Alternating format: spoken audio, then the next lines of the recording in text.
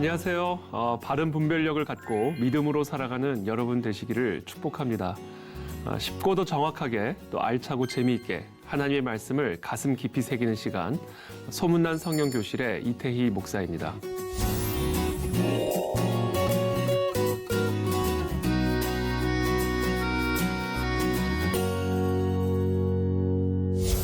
지난 시간에 나눈 내용 기억하시죠? 기독교의 본질이란 무엇인가에 대한 주제를 가지고 여러분들과 함께 나누었습니다. 오늘 나눌 내용은 성경적 세계관에 대한 내용들을 조금 더 구체적으로 함께 나누도록 하겠습니다.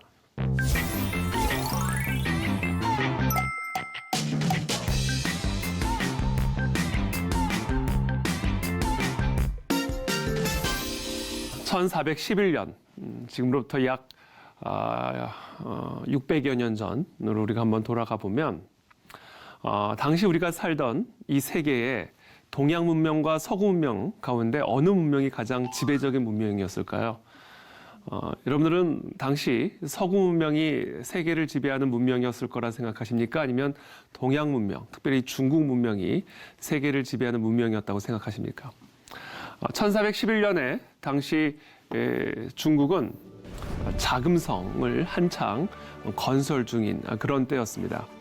아주 찬란한 중국 문명이 꽃을 피우던 그런 시대가 1411년 경이었습니다.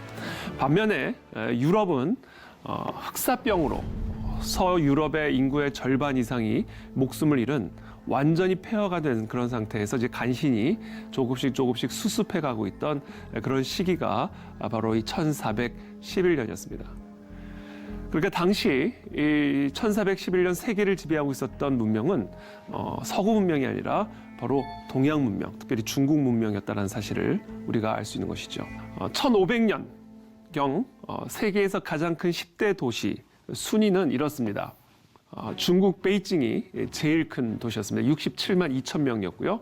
그다음에 인도, 또 이집트, 또 중국, 이란. 자, 이 1500년경에 세계 10대 도시 가운데 유일하게 껴있는 유럽의 도시가 바로 프랑스 파리였습니다. 근데 불과 400년 만에 1900년에 이르러서는 세계 10대 도시의 완전한 역전 현상이 일어나게 됩니다. 세계에서 10개 가장 큰 세계 도시 가운데 대부분이 지금 보시다시피 다 유럽 또는 미국에 있고요. 유일하게 껴있는 아시아 국가, 동양 국가가 바로 일본 동경이었습니다. 당시 영국의 런던은 648만 명의 인구를 자랑하고 있었고요. 특별히 일본의 동경의 경우에는 149만 7천 명의 인구, 세계 7대 도시에 올라와 있었습니다. 자, 지금 보시다시피 불과 400년 만에 세계를 지배하던 동양 문명이 1900년에 이르러서는 완전히 유럽과 미국에 역전이 당한 것을 우리가 보게 되는 것이죠. 도대체 이 400년 만에 무슨 일이 일어났기에 이렇게 세계를 지배하던 동양 문명이, 중국 문명이 쇠퇴를 하게 되고 당시 완전히 폐허에 다름이 없었던 서유럽의 문명이 세계를 지배하는 문명으로 등극할 수가 있었을까요? 그것을 가장 궁금해했던 사람들이 바로 중국 사람들이죠. 중국 정부는 왜 우리 이 중국 문명이 서유럽 문명에 역전을 당했는가? 이 찬란한 중국이 어떻게 세계 변방 국가가 되었는가? 이 부분에 대해서 가장 큰 고민을 갖고 있었던 사람들은 아마 중국 정부의 사람들이었을 겁니다. 그래서 이 중국 정부가 중국 사회과학 아카데미의 학자들에게 도대체 중국 문명이 서구 문명에 역전당한 이유를 이제 알아내라. 이렇게 연구를 의뢰를 했죠. 이 중국의 사회과학 아카데미의 한 학자가 한 이야기입니다. 우리는 무엇이 서양의 세계 패권을 설명하는지 연구해달라는 요청을 받았다. 처음에는 서양이 우리보다 더 강력한 무기를 가지고 있기 때문이라고 생각했다. 그런 다음에는 서양의 정치체제가 뛰어나기 때문이라고 생각했다. 그리고 그 다음에는 서양의 경제 시스템에 초점을 맞추었다. 하지만 우리는 서양 문화의 중심에 기독교가 있다는 사실을 깨달았다. 그것이 바로 서양이 그리도 강력한 이유다. 사회적, 문화적 삶의 기독교적 윤리 기반이 자본주의의 출현과 그 후 민주정치로의 성공적 이행을 가능하게 했다. 이것은 의심할 여지가 없다.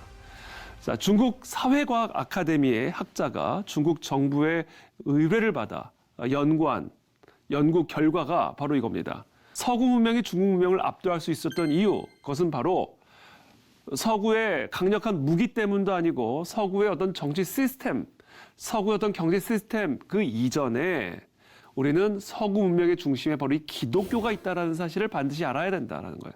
그러니까 한마디로 얘기를 하면 중국에는 기독교가 없었고 서구에는 기독교가 있었기 때문에 서구 경제 시스템, 서구 군대 시스템, 서구 정치 시스템이 결국은 중국의 모든 문명을 압도하게 만들었던 이유다. 그 뿌리에는 뭐가 있다? 기독교가 있다라는 사실을 이 중국 사회과학 아카데미 학자가 중국 정부에게 내놓은 결론입니다.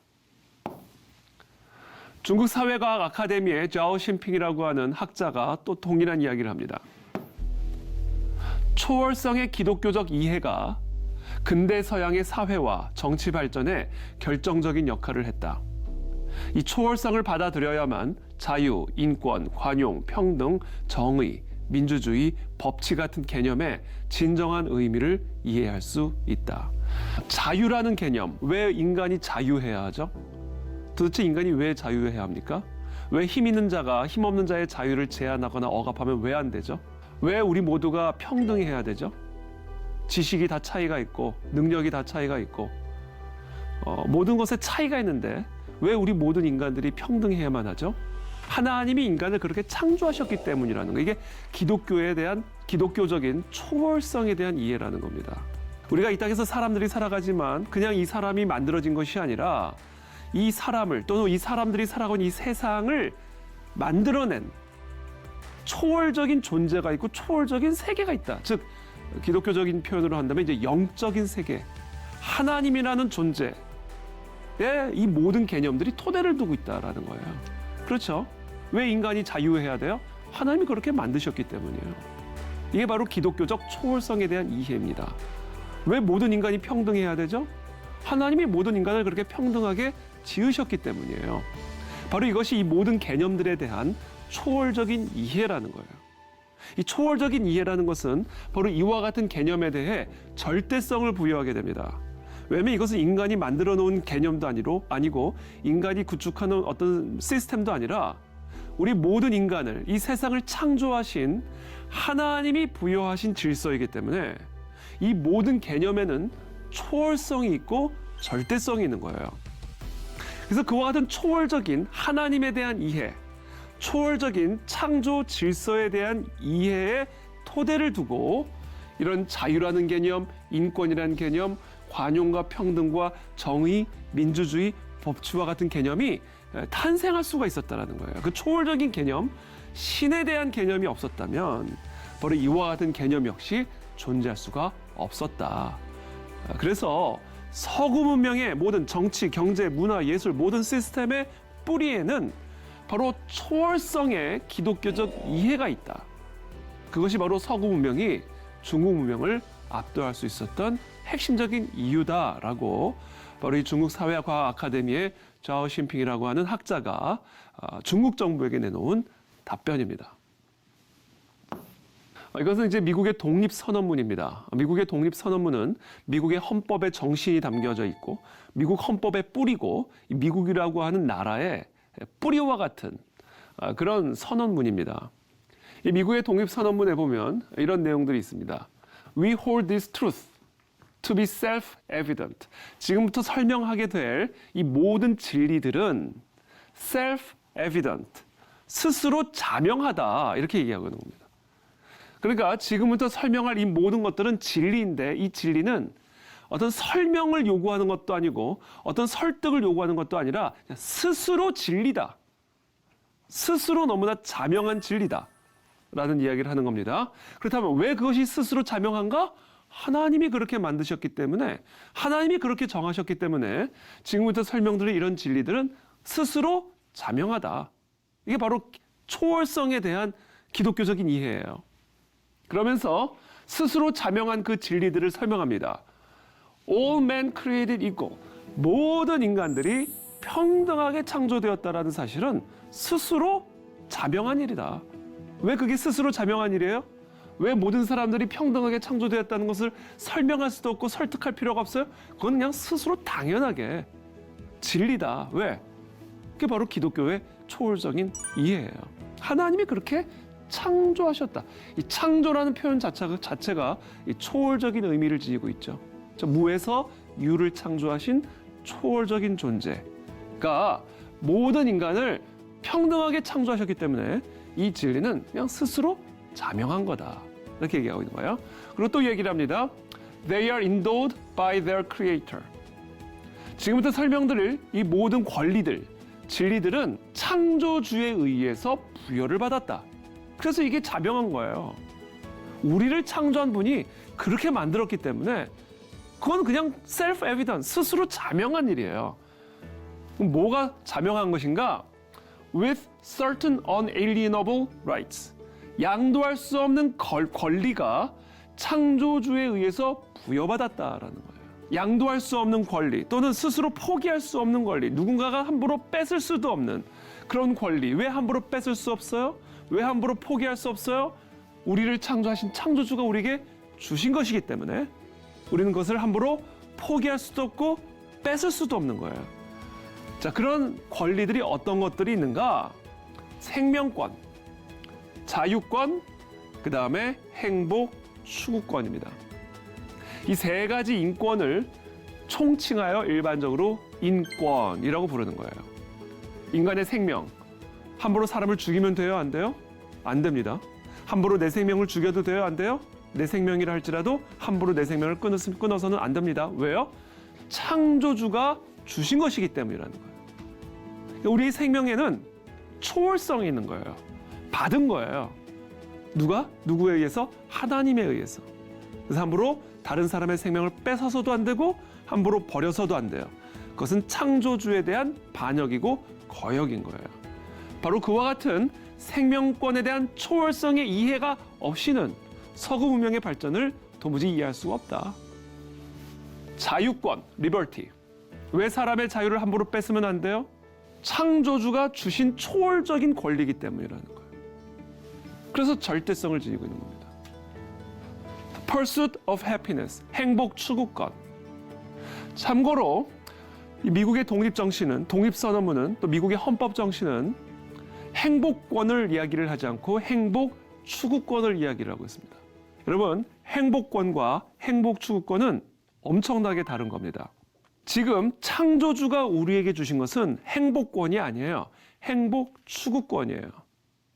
국가가 국민들에게 책임져 줘야 될 것은 행복이 아니에요. 행복을 추구할 수 있는 권리예요. 만약에 국가가 국민들의 행복을 책임져 주는 사회가 되면 이것은 무엇을 의미하는 것이냐면 국가가 나의 행복을 안다라는 얘기예요. 내가 뭐를 해야 행복한지를 국가가 알고 있다는 얘기예요. 어떻게 국가가 나의 행복을 알죠? 내가 뭐를 먹어야 행복하고 내가 어디서 살아야 행복하고 내가 언제 행복을 느끼는지 내가 어떻게 해야 행복한지를 국가가 어떻게 알고 책임져 주겠다라는 것이죠. 이 행복권을 책임져 주는 나라의 대표적인 북한입니다. 국가가 국민들에게 행복을 책임져 주는 나라예요. 쉽게 말하면 내가 네 아비다. 그래서 북한에서는 국가 지도자를 아바이 수령, 아버지라고 부르는 거예요. 자, 여러분, 국가가 우리의 행복을 책임져 주는 순간 우리는 우리의 자유를 국가에게 반납해야 됩니다. 왜? 국가가 나의 행복을 알고 있고 책임져 주기 때문에. 국가가 국민들의 행복을 책임져 준다는 얘기는 이건 엄청나게 무서운 이야기고요. 반드시 국가가 우리의 자유를 제한하거나 박탈하게 되어 있습니다. 그 대표적인 국가가 북한을 비롯한 전체주의 국가예요. 국가를 아바이로 부르는 겁니다. 자유민주주의 국가, 우리나라와 같은 자유민주주의 국가, 미국과 같은 자유민주주의 국가의 가장 핵심적인 정신, 행복을 책임져 주는 게 아니에요. 행복을 추구할 수 있는 권리를 보장해 주는 겁니다. 국가가 당신들의 행복을 다 알 수 없다. 그러므로 국가가 당신들의 행복을 책임져 줄 수도 없다. 다만 각자가 자신의 행복이 무엇인지를 알고 그 행복을 마음껏 자유롭게 추구할 수 있는 권리를 보장해 준다. 바로 이게 행복 추구권입니다. 그래서 우리나라 헌법에도 정확하게 행복 추구권이라고 하는 이름이 명시가 되어 있습니다. 자, 이와 같은 권리가 바로 인권의 핵심이고요. 이와 같은 인권은 누가 주신 거라고요? 창조주가 주신 거라고요. 그래서 함부로 뺏을 수 없고 포기해서도 안 되고 국가가 그와 같은 권리를 지켜줘야 된다는 거예요. 왜? 창조주가 주신 거니까.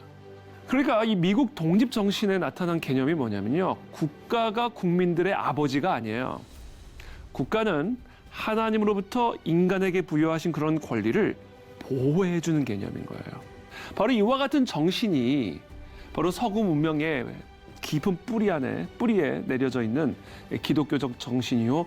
초월성에 대한 이해라는 것이죠. 그래서 아까 말씀드린 그 자오싱핑이 얘기한 그와 같은 기독교적인 초월성에 대한 이해가 서구 문명의 이 강력함의 근간에 있다라고 하는 그 이야기가 바로 이런 미국 독립선언문을 통해서 아주 선명하게 드러나게 되는 것이죠.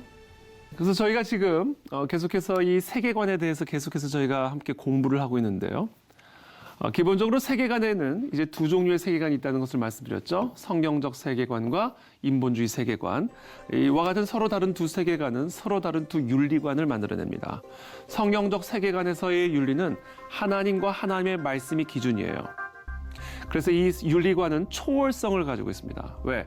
하나님이 부여하신 것이기 때문에 사람을 함부로 죽여도 안 되고 함부로 사람의 자유를 뺏어서도 안 되고 사람의 행복 추구권을 제한해서도 안 되고 그러나 그렇다고 해서 그 모든 권리들이 절대적인 것이 아니라 절대성을 가지고는 있지만 무조건적인 것이 아니라 제한적인 것이 되어야 되고 이런 모든 것들이 바로 하나님이라고 하는 초월자에 의해서 정해진 질서예요. 그래서 우리는 그와 같은 윤리라 성경적 윤리라고 얘기를 하는 것이고 바로 그와 같은 윤리로부터 성경적인 인권이 나오는 거예요. 반면에 하나님을 인정하지 않는 이런 인본주의 세계관에서는 초월성을 인정하지 않아요. 인간이 기준이에요. 내가 기준입니다. 그래서 나를 기준으로 한 윤리관이 생겨납니다. 이게 다 나 중심적인 윤리관이에요. 그리고 그것에 입각한 인권의 개념이 만들어지는 겁니다. 그러니까 오늘날 우리 사회에서 많은 사람들이 인권 이야기를 하죠. 그러나 우리는 반드시 분별을 해야 됩니다. 이 세상에서 말하는 인권에는 두 종류의 인권이 있고 진정한 인권은 바로 이와 같은 성경적인 세계관, 하나님이 부여하신 그런 창조 질서에 입각한 인권이 진정한 인권이고 지금 이와 같이 하나님의 존재를 부정하는 이런 인본주의적인 세계관에서 말하는 윤리관에 입각한 인권은 사실은 세상에서 말하는 인권은 사실은 내 마음대로 할 수 있는 권리예요. 내가 먹음직스러우면 내가 먹고 내가 보기에 좋으면 먹고 모든 것이 이제는 하나님이라고 하는 초월자의 기준이 아니라 내가 보기에 좋고 내가 먹음직스럽고 내가 보기에 탐스러우면 먹겠다. 내 마음대로 하겠다. 무엇이 선하고 악한지는 내가 판단한다.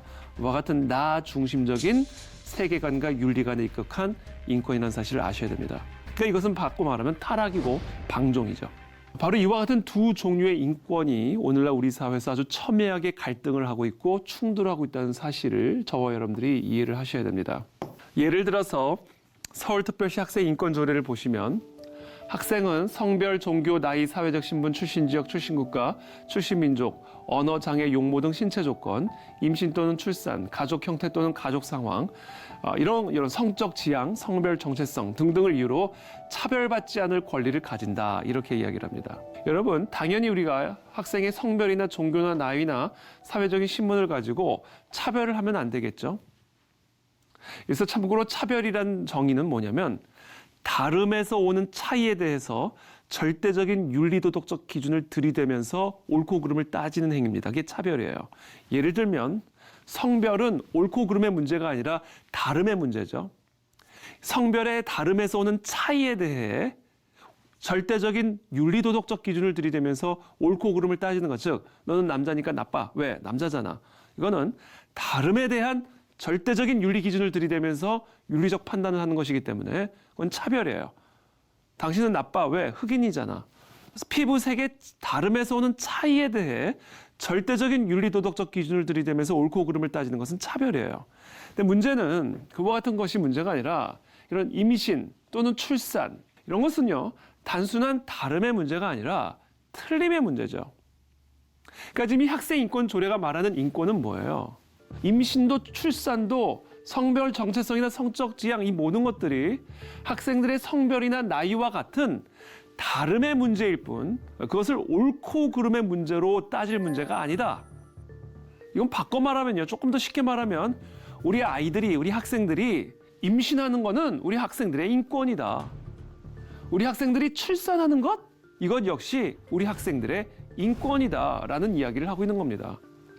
그러니까 제가 좀 전에 말씀을 드린 것처럼 인권에는 두 종류가 존재하는데 여기서 말하는 학생 인권 조례라고 하는 것은 우리에게 인간에게 권리를 부여하신 그 하나님의 존재를 부정하고 인간이 스스로 하나님처럼 되어서 인간이 원하면 임신할 수도 있는 거고 학생이 원하면 출산할 수도 있는 것이지 그것에 대해서 옳고 그름을 따지는 행위는 인간의 권리를 침해하는 차별이다. 그 이야기를 이 학생인권 조례가 하고 있는 겁니다.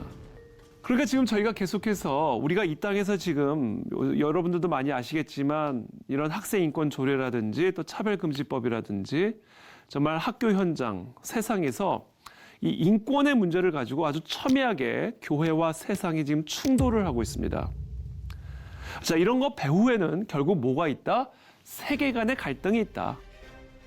성경적으로 세상을 바라보는 성경적 세계관과 하나님의 존재를 부정하고 초월성의 이해, 초월적인 존재를 부정하고 인간이 스스로 하나님처럼 되어서 모든 것을 인간 중심적으로 바라보는 이 인본주의 세계관 사이의 전쟁이 지금 이 땅에서 벌어지고 있는 모든 문화 전쟁의 핵심이다. 아까 보여드린 학생인권조례, 차별금지법, 동성결혼 등등 이 세상에서 벌어지고 있는 이런 모든 문화적인 갈등의 배후에는 바로 성경적 세계관과 인본주의 세계관, 성경적인 인권관과 인본주의적인 인권관 사이에 첨예한 갈등과 충돌이 있는 것이다라는 거예요. 그래서 오늘날 우리 사회에서 특별히 학생인권조례나 차별금지법 같은 문제를 가지고 동성애를 정상화시킨다라든지 학생들이 임신을 하고 출산하는 것을 학생인권으로 이야기를 한다라든지 차별금지법을 통해서 우리 목사님들이 함부로 동성애에 대해서 비판적인 설교를 하지 못하도록 그렇게 제한을 하려고 한다라든지 이런 모든 것들이 지금 우리 사회에서 벌어지고 있는 문화 전쟁이요 세계관의 전쟁이라는 거예요. 근데 여러분 지금 이 세상에서 지금 하고 있는 그런 일들이 얼마나 어리석은 자멸의 길이냐면 지금 여러분 여기 지금 나무에 앉아서 이 사람이 톱으로 이 나뭇가지를 자르고 있죠. 여러분 지금 우리가 이렇게 안락하게 앉아 누리고 있는 이 땅의 모든 문명은요 사실은 성경적인 세계관에 입각한 서구 문명의 열매들을 누리고 있는 거예요. 지금 우리가 누리고 있는 정치 시스템, 자유민주주의 정치 시스템, 경제 시스템, 교육 시스템 이 모든 것들이 다 서구 문명의 산물이고 그 모든 서구 문명은 역사를 거슬러 올라가면요 이게 다 기독교적인 문명의 뿌리를 두고 있습니다. 아까 자오싱핑이 얘기한 것처럼 우리가 지금 누리고 있는 이 땅의 현대 문명이라고 하는 것이 사실은 서구 문명, 그 서구 문명에서도 기독교적 문명의 뿌리를 두고 있는 거예요. 근데 지금 이 세상에서 하고 있는 일들, 예컨대 뭐 차별금지법이라든지 뭐 학생인권조례라고 하든지 반기독교적인 정서라든지 반교회적인 움직임이라든지 이런 모든 것들이요. 그 결국 어떤 일들을 하고 있는 거냐면 지금 이 세상의 뿌리가 되는 이 기독교적 문명에서 이 성경적인 세계관에서 우리 학교를 뿌리 뽑겠다는 거예요. 이 나라를 뿌리 뽑겠다라는 겁니다. 그것은 결국 어떤 것이냐? 지금 자기가 이렇게 나뭇가지에 올라타 놓고서는 스스로 이 나뭇가지를 잘라버리겠다라는 이야기예요. 그러면 자기가 그대로 떨어지죠. 그러니까 지금 이 사회가 이렇게 반기독교적이고 반성경적인 세계관의 흐름으로 나아가는 것이 바로 지금 자기가 앉아있는 이 나뭇가지를 스스로 자르고 있는 것처럼 자멸의 길을 가는 어리석음이라는 것을 우리 그리스도인들은 반드시 이해를 해야 합니다.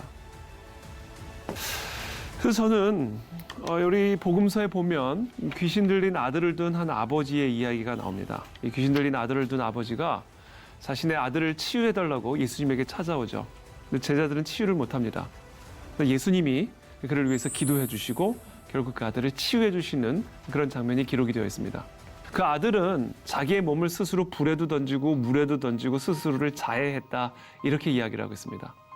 저는 오늘 우리가 살아가는 이 세상이 바로 그렇게 귀신 들린 아들과 같이 자멸의 길, 자해의 길로 나아가고 있는 그런 모습처럼 보여집니다. 결국 우리가 이 나라 이 민족을 살리고 이 땅이 다시 한번 놀라운 하나님의 축복을 받기 위해서는 우리가 더 깊이 이 성경적인 세계관에 뿌리를 내려야 할 줄로 믿습니다. 그때 우리의 가정이 살아나고 우리의 교회가 살아나고 우리의 정치가 살아나고 결국 이 나라가 부흥하게 될 줄로 믿습니다. 오늘 강의는 제가 이것으로 마치겠습니다. 혹시 여러분 유익한 시간이 되셨는지 모르겠습니다. 오늘 수업은 유튜브를 통해서 다시 보실 수가 있습니다. 복습을 통해 오늘 나눈 내용을 다시 한번 되새길 수 있게 되기를 바랍니다. 다음 시간에는 조금 더 구체적으로 이 성경적 세계관이 이 인류 문명의 발전에 끼친 그런 흐름들을 한번 쭉 살펴보는 그런 시간들을 갖도록 하겠습니다. 오늘도 진리 안에서 평안하시기를 바랍니다. 다음 시간에 뵙겠습니다. 감사합니다.